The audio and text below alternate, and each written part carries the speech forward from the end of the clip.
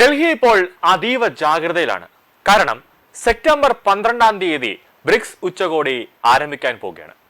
അപ്പോൾ ഇതാ അടുത്ത മാസം, അതായത് സെപ്റ്റംബർ 10-ാം തീയതി പാറ്റകൾ വീണ്ടും ജന്തർ മന്ദിറിൽ ഒരു സമരം നടത്താൻ പോവുകയാണ് എന്നൊരു പ്രഖ്യാപനമാണ് പാറ്റകൾ നടത്തിയിട്ടുള്ളത്. അത് സെപ്റ്റംബർ 12-ന് ബ്രിക്സ് ഉച്ചകോടി നടക്കാൻ പോകുന്നു എന്ന് അറിഞ്ഞുകൊണ്ടാണ് പാറ്റകൾ ഈ ഒരു നീക്കം നടത്തിയത്. നമ്മുടെ മാധ്യമങ്ങളൊന്നും തന്നെ ഇതിനെപ്പറ്റി വലിയ വാർത്തയൊന്നും ആക്കിയിട്ടില്ല. കാരണം ചിലപ്പോൾ അവർക്ക് ഫണ്ട് കിട്ടുമായിരിക്കും. കാരണം എവിടെയെങ്കിലുമൊക്കെ കുറച്ച് പൈസ കിട്ടിക്കഴിഞ്ഞാൽ മാധ്യമങ്ങൾ അവിടെ വന്ന് വീഴുന്ന ഒരു സ്വഭാവമാണ് ഈ മാധ്യമങ്ങൾക്കുള്ളത്.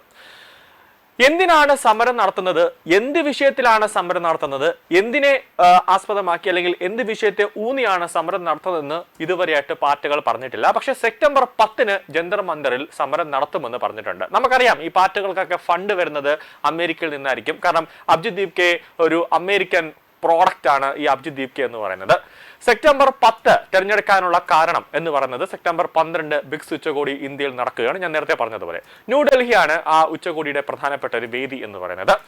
ഇത്തവണ ബ്രിക്സ് ഉച്ചകോടിയുടെ ആതിഥ്യം വഹിക്കുന്നത് ഇന്ത്യയാണ്. അതുകൊണ്ടാണ് ന്യൂഡൽഹിയിൽ തന്നെ ബ്രിക്സ് ഉച്ചകോടി നടക്കുന്നത്. സ്വാഭാവികമായി ലോകരാജ്യങ്ങൾ ഉറ്റുനോക്കുന്ന ഒരു ഉച്ചകോടിയാണ്. അതുകൊണ്ട് തന്നെ ഏത് രീതിയിലും ഈ ബ്രിക്സ് ഉച്ചകോടിയുടെ വാർത്ത ലോകരാജ്യങ്ങളിലൊന്നും എത്താതിരിക്കാനുള്ള ഒരു നീക്കം ഇതിന്റെ അണിയറയിൽ, അതായത് ഈ ബ്രിക്സ് ഉച്ചകോടി നന്നായി നടന്നു പോകരുത് എന്ന് വിചാരിക്കുന്നവരുടെ മനസ്സിലുണ്ടാക്കും. അതിന്റെ കാരണം എന്താണെന്ന് ഞാൻ പറയാം. എന്താണെന്നാൽ അമേരിക്കയുടെ ഏകാധിപത്യപരമായ അടിച്ചമർത്തൽ നിലപാടുകൾക്കെതിരെ ഒരു ബദലായാണ് ബ്രിക്സ് ഉച്ചകോടി അല്ലെങ്കിൽ ബ്രിക്സ് സമ്മിറ്റ് രൂപം കൊള്ളുന്നത്. അതുകൊണ്ടാണ് ഈ ബ്രിക്സിൽ അമേരിക്ക തന്നെ ഇല്ല. Britain, Russia, China, India, south Africa, Egypt, Ethiopia, Iran, UAE, Saudi Arabia and Indonesia എന്നീ രാജ്യങ്ങളാണ് ബ്രിക്സിൽ അംഗങ്ങളായിട്ടുള്ളത്. ലക്ഷ്യം ഒന്നേ ഉള്ളൂ, ലോകരാജ്യങ്ങളുടെ മുന്നിൽ ഇന്ത്യയുടെ പ്രതിച്ഛായ തകർക്കുക. അതാണ് ഈ പാറ്റകളുടെയും ഇവരുടെ പിന്നിൽ തിരക്കഥ ഒരുക്കുന്നവരുടെയും പ്രധാനപ്പെട്ട ലക്ഷ്യം. ബ്രിക്സ് ഉച്ചകോടിയിൽ അംഗങ്ങളായ രാജ്യങ്ങളിലെ പ്രസിഡന്റുമാർ ഉൾപ്പെടെയാണ് ഡൽഹിയിലേക്ക് വരുന്നത് എന്ന കാര്യം നമ്മൾ മറക്കരുത്.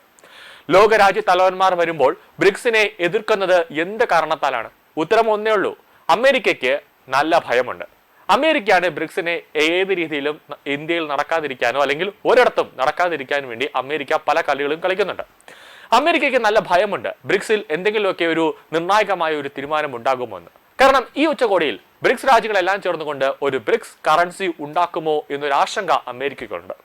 ഇത്തവണ ചേരുന്ന ബ്രിക്സ് സമ്മിറ്റിൽ ബ്രിക്സിന്റെ ഒരു ലോക്കൽ കറൻസി ഉണ്ടാക്കുക അല്ലെങ്കിൽ ബ്രിക്സ് രാജ്യങ്ങൾ തമ്മിൽ ഡിജിറ്റൽ ട്രാൻസാക്ഷൻ സംവിധാനം കൊണ്ടുവരുമോ, കൂടാതെ പരസ്പരം കച്ചവടങ്ങൾ, കൂടാതെ ആയുധവുമായി ബന്ധപ്പെട്ടുള്ള ഇടപാടുകൾ, സ്വന്തം കറൻസി ഉപയോഗിച്ചുകൊണ്ടുള്ള ഒരു വിനിമയം നടത്തുമോ എന്നൊക്കെ ഒരു ആശങ്ക അമേരിക്കയ്ക്കുണ്ട്.